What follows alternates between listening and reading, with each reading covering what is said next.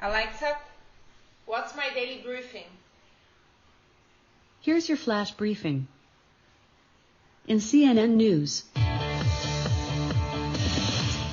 Good morning, everyone. I'm Allison Camerata, and these are the 5 things to know for your new day on Wednesday, January 16th. Attorney General nominee William Barr telling senators he will not interfere with Robert Mueller's Russia probe or be bullied into doing anything improper.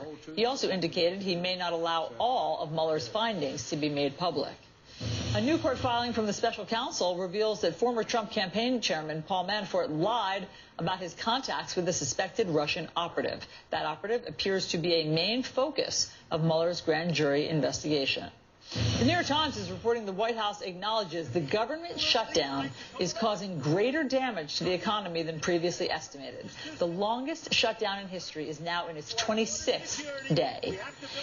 New York Senator Kirsten Gillibrand says she is running for president in 2020. She announced she is forming an exploratory committee on Stephen Colbert's Late Show days before she heads to Iowa. British Prime Minister Theresa May faces a no-confidence vote in Parliament that could trigger new elections in the UK. This comes after she suffered a historic defeat on Brexit. I'm Allison Camerata. Thanks for listening. You can tune in this afternoon for the latest headlines or get the full stories at CNN.com. Tired of spending hundreds of dollars for prescription glasses? Zenni offers thousands of affordable eyewear styles, starting at just $6.95. Visit Zenni today at zenni.com/CNN. In NBC News. Good morning. It's Wednesday, January 16th. I'm Willie Geist, and this is your morning rundown. It's day 26 of the shutdown. Still no deal in sight to reopen the government. Both the House and the Senate say they are canceling next week's scheduled recess unless there is a sudden resolution, but right now that appears unlikely. According to the Associated Press, President Trump showed no signs of backing down during a conference call with supporters yesterday. President Trump reportedly said, quote, "We're going to stay out for a long time if we have to. We'll be out for a long time." He added, quote, "People are very impressed with how well government is working with the circumstances that we are under." Attorney General nominee William Barr is set to return to Capitol Hill today for the second day of his confirmation hearing before the Senate Judiciary Committee. Barr testified for 9 hours yesterday as he faced tough questions over the future of Robert Mueller's Russia probe if he is confirmed. In some instances, Barr broke with President Trump on how he views that investigation, saying he would be completely independent when it comes to running the Justice Department. I have known Bob Mueller for 30 years. We worked closely together throughout my previous tenure at the Department of Justice. We've been friends since, and I have the utmost respect for Bob and his distinguished record of public service.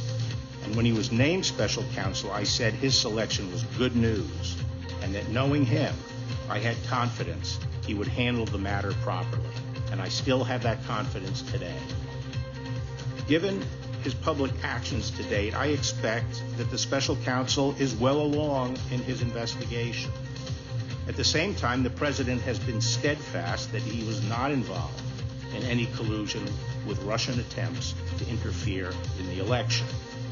I believe it is in the best interest of everyone, the president, Congress, and the American people, that this matter be resolved by allowing the special counsel to complete his work. Yesterday, the deal British Prime Minister Theresa May struck with the European Union was soundly defeated in Parliament by a vote of 432 to 202, a margin of 230 votes. That is the biggest parliamentary defeat for any British Prime Minister in history, and by a wide margin. Immediately after that vote, opposition Labour Party leader Jeremy Corbyn announced he will try to oust May by bringing a motion of no confidence against the Prime Minister later today. If she survives today's vote, May only has a couple of options left now, including attempting to renegotiate with the European Union, leaving the EU on March 29th as planned, but with no divorce deal in place, or holding another referendum vote on Brexit. And that's your morning rundown. Join us on MSNBC and NBCNews.com today for these stories and more. I'm Willie Geist, NBC News, New York. From the New York Times. Hi, it's Michael Barbaro, host of The Daily. We're now doing something new in this flash briefing, and we hope you like it. If you want to hear today's Daily, you can always get that by asking Alexa to play The Daily. Thanks for listening. From the New York Times, I'm Michael Barbaro. It's Wednesday, January 16th. Here's what you need to know today. The ayes to the right, 202. The noes to the left, 432. In London on Monday, the British House of Commons overwhelmingly rejected a plan from Prime Minister Theresa May to withdraw from the European Union. The legislative defeat by a historic margin of 230 votes was a public humiliation for May, who has spent the past 2 years trying to sell her plan for leaving the EU to a skeptical British public. It is clear that the House does not support this deal, but tonight's vote tells us nothing about what it does support. Nothing about how or even if it intends to honour the decision the British people took in a referendum Parliament decided to hold. As a result, Britain is headed toward a March 29th deadline for leaving the EU without an orderly plan for withdrawal. People, particularly EU citizens who've made their home here, and UK citizens living in the EU, deserve clarity on these questions as soon as possible. In a speech immediately after the vote, May called on lawmakers who defeated her plan to come up with an acceptable alternative. Every day that passes without this issue being resolved means more uncertainty, more bitterness, and more rancour. And unfortunately, what should be an obvious statement in 2019 has been challenged in recent days, and not for the first time, by one of our own colleagues. On Tuesday, in its latest attempt to reprimand Congressman Steve King of Iowa, the House of Representatives passed a resolution condemning white nationalism and white supremacy, just days after King was quoted in the Times questioning why either are considered offensive. I've carefully studied every word in this resolution, and even though I'd add some more that are stronger language, I agree with the language in it. The resolution passed 424 votes to 1, with King himself voting for it, despite the fact that the resolution was explicitly intended to rebuke him. I'm putting up a yes on the board here because what you say here is right, and it's true, and it's just. And so is what I have stated here on the floor of the House of Representatives. King, who has a history of demonizing immigrants and mourning the replacement of white culture, told Times reporter Trip Gabriel, quote, "White nationalists, white supremacists, Western civilization. How did that language become offensive?" I don't think there's a room for Steve King's comments in polite company or in the Republican Party or, for that matter, in Congress. Those remarks, which King has said were taken out of context, prompted House Republican leaders to remove him from the 3 committees on which he served, and led to several prominent Republican leaders, including Senator Mitt Romney, to call for King's resignation. I think he ought to step aside, and I think Congress ought to make it very clear he has no place there. And now let me address a few matters I know are on the minds of some of the members of this committee. On the first day of his confirmation hearing, William Barr, President Trump's nominee for Attorney General, assured senators that he would resist any pressure from the president to interfere with the special counsel investigation.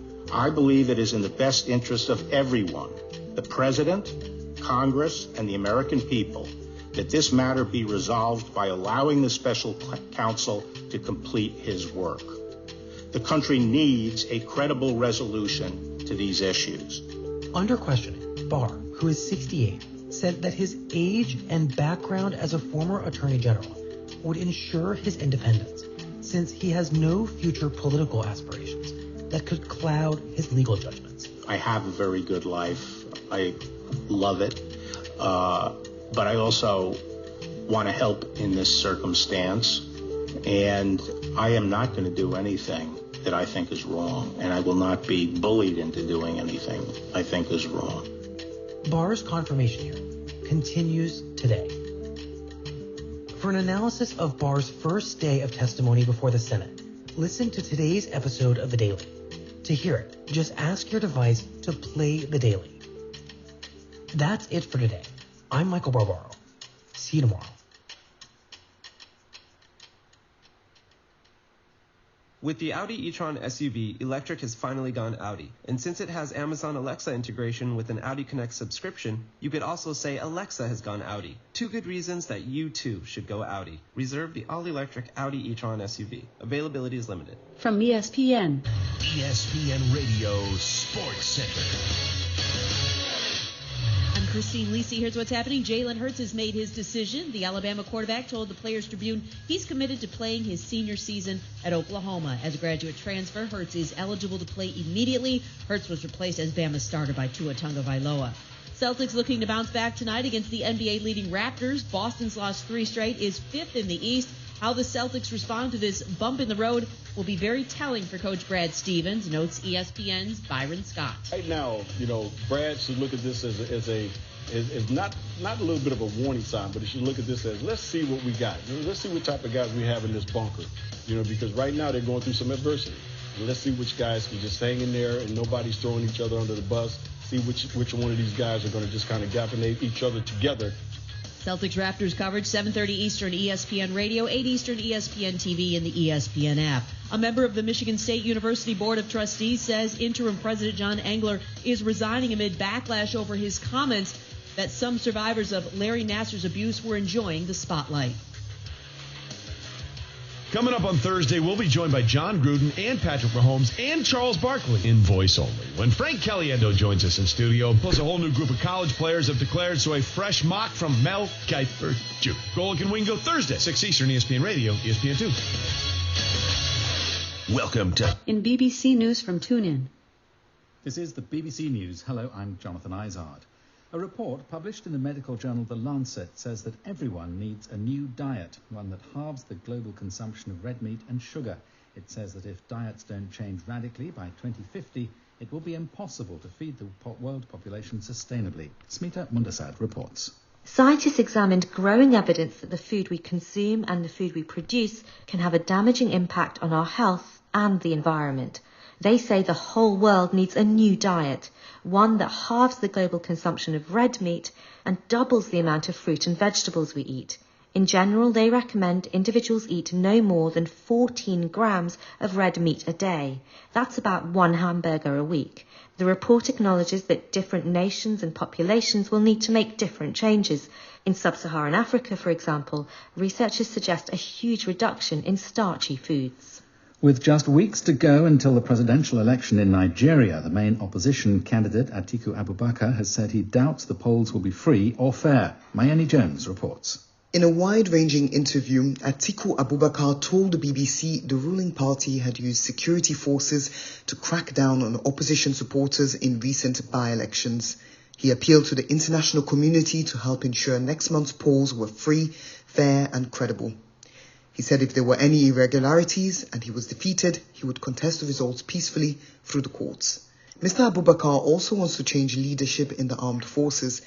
Military bases have been targeted in recent attacks by Boko Haram in the northeast. Security is one of the key issues in the upcoming elections. Prosecutors at the International Criminal Court in The Hague have made a last-ditch appeal against the release of the former Ivory Coast President Laurent Gbagbo. On Tuesday, Mr. Gbagbo was cleared of crimes against humanity and other offences during post-election violence in 2010. The British Prime Minister says she has begun discussions with other party leaders to find a way forward on Brexit, after surviving a vote of no confidence in Parliament. On Tuesday, Theresa May's Brexit plans were categorically rejected by Parliament. The vote of no confidence was called by the opposition Labour Party. Mrs May expressed disappointment that the Labour leader Jeremy Corbyn had not chosen to take part in the discussions on Brexit. And as our political correspondent Rob Watson explains, the route to a political compromise could prove challenging. I think there are all sorts of reasons to be immensely cautious about whether this idea of suddenly having a cross-party approach to Brexit is going to work. I think Theresa May is not personally the ideal candidate. She's not someone known for a sort of bonhomie and charm and ability to put her arms around people. That's just not her style. I think more substantially than that, I don't think there's much sign that Theresa May is prepared to compromise over what the future relationship with the EU should be. Rob Watson. This is the World News from the BBC. Representatives of farmers in the United States have warned they'll suffer more financial losses if the trade dispute with China is not resolved soon. The president of the Farm Credit Council, Todd Van Hoos, said after 4 years of problems such as depressed commodity prices, many are struggling to make ends meet. American farmers have been among the hardest hit by President Trump's trade policies, as Beijing imposed high tariffs on soybeans and other exports. The Brazilian supermodel Gisele Bündchen has rejected criticism from the country's Minister of Agriculture, Teresa Cristina Correa de Costa Dias, who had called her a bad Brazilian. On Monday, Mrs. Dias said that Ms. Bündchen should stop criticizing Brazil and instead promote its sustainability efforts. Last year, Ms. Bündchen tweeted against proposed legislation to open up thousands of square kilometers of Amazon rainforest for development. Leading U.S. Democrats have urged President Trump to postpone this year's State of the Union address because of the partial government shutdown. The Democratic House Speaker Nancy Pelosi has written to Mr. Trump to highlight her security concerns because the Secret Service has not been funded for the last 26 days. New York Congressman Hakeem Jeffries is among those calling for a delay. If you are going to convene 435 members of the House of Representatives, 100 senators, the cabinet, ambassadors, and American citizens who will come to the Capitol from throughout the country, and we're in the middle of a government shutdown and the Secret Service has been hamstrung by Donald Trump's recklessness, it's the right thing to do. But the Homeland Security Secretary said the Secret Service was fully prepared for the address. Scientists in the US and Britain say a common genetic disorder that causes people to absorb too much iron from their diet is causing serious health problems in far more patients than previously thought. Hemochromatosis can lead to diabetes, liver failure and severe arthritis. The research says blood tests for iron and genetic testing are simple and cost-effective. BBC News. From Reuters TV. From Reuters TV, here are today's top stories. British PM Theresa May's government survives a no-confidence vote. U.S. troops killed in Syria. This is Reuters Now. Theresa May has narrowly survived a vote of no confidence in her government. The noes have it. Unlock! But that doesn't alleviate the deepest political crisis in half a century as the UK grapples with how or even whether to exit the European Union. The House has put its confidence in this government. Yeah. On Tuesday, Parliament rejected May's Brexit deal with the EU by the worst margin for a British government in modern times. The sheer incompetence. The opposition Labour Party then triggered a vote of no confidence. May's minority government needed the support of a majority of lawmakers, something they achieved by a margin of 19 votes. But May's deal, what opposition leader Jeremy Corbyn called her Frankenstein deal, is still officially dead. That's left her scrambling to find a compromise that would avoid a no-deal Brexit or a second referendum on EU membership. May is required to go back to Parliament by the end of Monday with a motion setting out her next steps. To that end, I've proposed a series of meetings between senior parliamentarians and representatives of the government over the coming days. There's a little over 2 months until March 29th, the date set in law for Brexit. Germany's foreign minister put it this way: the time for playing games is now over. U.S. troops were killed Wednesday in a blast in Syria's northern city of Manbij. Islamic State claimed responsibility for the attack, in which a bomber with a suicide vest targeted a patrol of the U.S.-led coalition operating in Manbij. According to Central Command, 4 Americans died: 2 U.S. service members, 1 Department of Defense civilian, and 1 contractor. 3 other servicemen were wounded. A war monitor said 19 people in total had died in the blast. Wednesday's attack appears to be the deadliest on U.S. forces in Syria since they deployed on the ground there in 2015, and it comes on the same day that Vice President Mike Pence, speaking at a 2-day meeting of U.S. ambassadors in Washington, repeated President Trump's message that ISIS had been defeated. We're now actually able to begin to hand off the fight against ISIS in Syria to our coalition partners, and we are bringing our troops home. The caliphate has crumbled and ISIS has been defeated. In late December, Trump made a surprise announcement that he would withdraw all 2,000 U.S. troops from Syria. We have won against ISIS. Rattling allies in the region and top U.S. officials, including Secretary of Defense Jim Mattis, who resigned in protest. The White House says it's been briefed on Wednesday's attack. It's Thailand's answer to a chronic pollution problem, cloud seeding. Thailand's capital Bangkok has been grappling with dangerous levels of air pollution, and the government is trying to resolve the issue by seeding clouds to produce rain.